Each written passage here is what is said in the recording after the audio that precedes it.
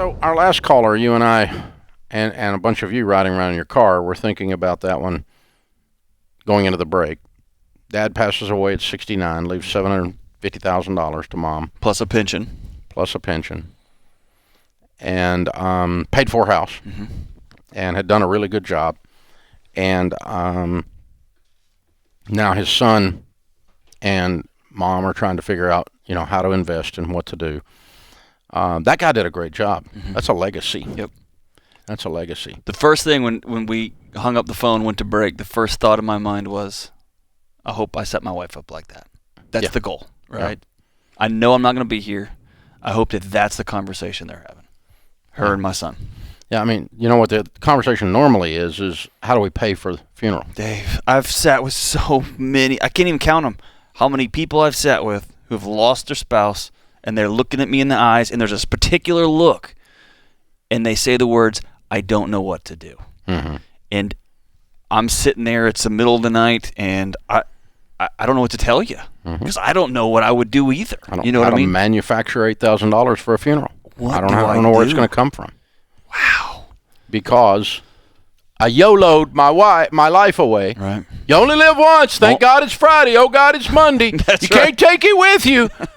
And you freaking child, you immature little brat, you selfish individual, and you have absolutely no legacy because of it. None. I mean, one definition of maturity is learning to delay pleasure. Live like no one else so later you can live and give like no one else. It doesn't say you don't have a life. I have had a wonderful life. I've done anything I wanted to do, and I've completely set my family up. Right. Those aren't mutually exclusive. They don't have to be. Right. It doesn't have to be, live in a cave, collect lint, and only come out on triple coupon Thursday. Right. I don't have a life at all, and that's the only way you build wealth. That is not how most people build wealth. Most people build wealth while they're having a good life. They just paid attention. Pay attention. And there's this consumer mentality for kids, especially. We got to buy our kids this, buy our kids that. The new Xbox just came out, and it's $111 million. There's Xbox? PlayStation, whatever it is. Can I tell you what happened last night? My wife said, hey, John, our daughter Josephine, she's going to be 5 here in the next couple of weeks. She just needs you. And I know what that means. And so I went and found Josephine and said, I challenge you. And her eyes got real big and excited. And she has made this sword out of the inside of a like a presents wrapper, like a wrapping paper. Oh, yeah. And we had a sword fight for about an hour to where I'm so sore today. Those things always break over. Oh, they were broken. It didn't. She was hitting and it was incredible. Yeah. Then you find out she put a broomstick inside it. Yeah, that's right. Beat her dad to death. It cost no money. We had a great hour together. Bedtime was much better. This morning was better. And so you're talking about what's legacy? That we bought another Whittledy box, or we had some time to go fishing, and I put some money in retirement. I was able to save. I was able to do these things that not if, but when it happens, when I just suddenly pass away, that my wife and my son and my daughter are saying, how are we going to invest this money, not what are we going to do? A godly man leaves an inheritance to his children's children, Proverbs says. And, so it is a different grieving process when there's a pile of money there. Money does not make them come back. I trade all the money just to have him back. I understand. You don't get to make that trade. These aren't trades you can make. Right. So it's not an option. It's not one or the other. That's not how this works. It's just saying money gives you margin. You have room to grieve. You cannot do enough crying when you immediately have to go to work to keep the lights on. Yep. I mean, tomorrow morning you got to go to work. When your 65-year-old mom has to go find a job. Tomorrow morning. Right. After he died yesterday. That's right. Because there's no money for the light bill. Yep. I mean, this is where people are. This is where a lot of people are, Dave. Yeah. And no one planned to be there at all. But they didn't plan not to be there. I know. That's exactly where I was going. The ones that aren't there planned to not be there. That's right. That's exactly right. I just want people listening to this as you're driving or mowing the yard or walking around, wherever you're doing. I'm telling you, I've looked in the eyes of countless people who have said the words, I don't know what to do. And don't let that be your family legacy. And what they really mean is not only do I not know how to process this grief, this broken heart that I have right now due to losing this person, but they're also saying, I don't even know how I'm going to bury them. I don't know how to bury them. I don't know where their papers are at their job. Mm-hmm. I don't know where our bills are because we haven't communicated in 15 or 20 or 30 or 40 years. I just don't know what to do. And that's about having legacy conversations. That's about having a will. That's about all that stuff, Dave. And it distills down to one word, intentionality. Yep.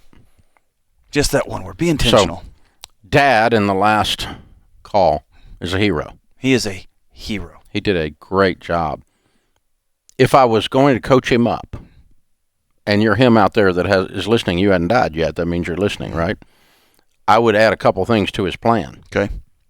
Mom's clueless. That's right. He shouldn't have left Mom clueless. Mom and him should have been meeting with the investment counselor and saying, here's what happens.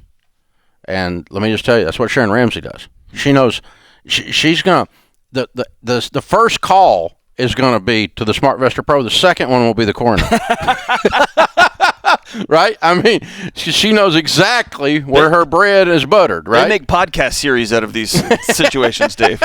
Yeah, that's really what's going to happen. Yeah. And, she is not an investment professional. I am. Right. But she has enough understanding, and she knows exactly who to talk to. Yep. And so she doesn't have to have this, oh, my God, I have this money, and I'm scared by the money moment. And so one thing you can add to that last hero's story is I'd like for him to have trained Mom and had the counselor, the coach, the advisor, the SmartVestor Pro in Mom's corner already, where they didn't call Dave Ramsey. Didn't need me. Yep. Didn't call Dr. Deloney because it didn't need you. Had that dialed in and just pick up the phone, call that SmartVestor Pro, because this is what we've talked about for the last 10 years as we've been doing our investing there. And we talked about mutual funds, and we talked about we don't do these and we do these, and here's how you pick a mutual fund, and the very basics of investing where you have a basic rudimentary understanding. You don't have to have an MBA in finance. Right. And my wife was a full-time mom for 36 years now. So she's not an investment professional. Right. She's very intelligent, very capable of understanding the concepts, and does. Have you had this conversation with your kids? Oh, yeah. As well? Yep. That's a great gift that my dad gave me, was sitting down saying, here's where stuff is, here's where the box is, where all my stuff goes. If something happens to me and Sharon together, they know exactly which drawer. That's right. I've got the drawer at the house. We call it the legacy drawer. It's where everything is. Right. Every piece of paper, all the wills, the trusts, the legal documents on the properties. And we go over that once a year, have a little meeting with everybody, Ours is a wee bit complicated. Of course. But, you can... My family's this simple. All you got to do is just say, here's what to do, and here's how to do it, and then that adds yet another level of peace. 750,000 adds a level of peace. Knowledge adds another level of peace. That's what I want you people to do. I want you to love your family well with being diligent in these things. This is the Dave Ramsey Show.